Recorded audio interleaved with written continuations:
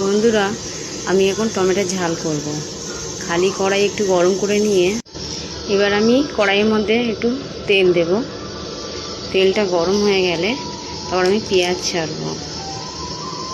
আমার এখানে কারেন্ট নেই বলে ভালো মতো দেখাতে পাচ্ছি না।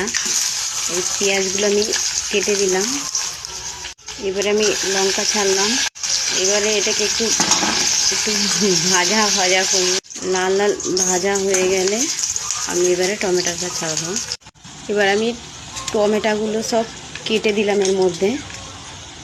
টমেটোগুলো কেটে দিয়ে এবার আমি এটাকে নাড়া দেব, একটু লবণ দেব, দিয়ে আমি চাপা দিয়ে দেবো।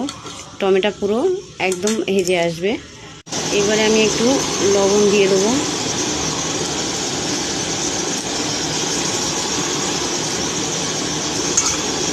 লবণ দিয়ে আমি নাড়া দিয়ে আমি টমেটোটাকে চাপা দিয়ে দেব। চাপা দিয়ে দিলে একটু তাড়াতাড়ি নরম হয়ে যাবে, কিন্তু আমি এখন চাপা দিইনি।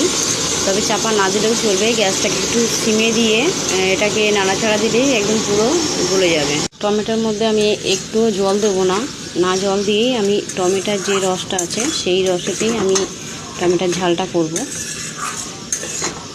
এটা পুরো জলটা শুকিয়ে আসবে, তোমরা নিজেরাই দেখতে পাবে। এটা শুকিয়ে আসবে।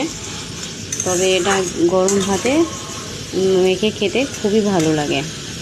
বন্ধুরা, তোমরাও বাড়িতে করে দেখো, খুব ভালো লাগবে। টক টক ঝাল ঝাল। আমার টমেটোটা একদম গলে গেছে।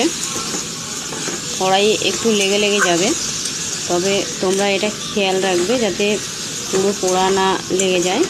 এটাকে একটু এরকমভাবে নাড়া দিতে হবে। একটু লেগে গেলে পরে এরকম একটু করে দেবে খুন্তি দিয়ে, তাহলে দেখবে আর অসুবিধা হবে না। এরকমভাবে নাড়া দিয়ে পুরো টমেটোর জলটা পুরো একদম শুকিয়ে আনবে। দেখো বন্ধুরা, আমার টমেটোটা অনেকটা হয়ে এসেছে, কিন্তু আরও একটু শুকাবে। তাহলে এটা গরম ভাতে মেখে খেতে খুব টেস্টি লাগে। তোমরাও করে খেয়ে দেখো বন্ধুরা। আমার টমেটোর ঝাল হয়ে গেছে।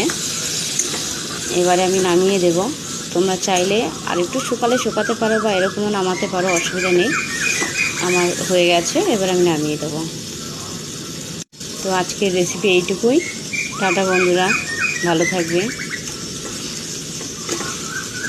তোমাদের দেখানোর জন্য একটু আলুতে নিয়ে আসলাম।